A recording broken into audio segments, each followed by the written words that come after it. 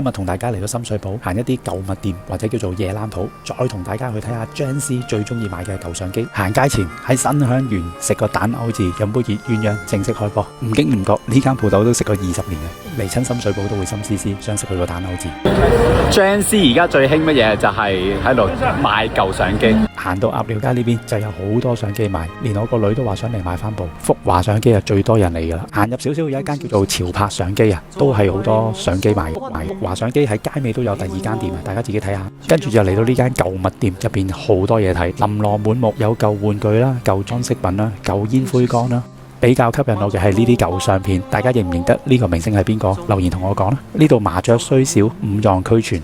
中意收藏舊物嘅呢度簡直係天堂，同埋可以睇翻以前香港發生過人和事。鋪頭就叫做雅俗共賞啊。另外一間肥少少都入唔到，佢嗰條巷仔真係窄到癲啊，叫做舊時代。我哋入去睇一睇，呢間嘅物件仲多，不過有少少似夜冷店嘅感覺。一條巷仔好窄好窄，我孭住個背囊都轉唔到身啊。不過想揾翻舊時代嘅一切物件，呢度就真係啱晒。呢啲卡式帶，唔知你哋又有冇聽過呢？你哋中意邊個年代嘅香港啊？留言同我分享下，希望大家中意我今次嘅 tour。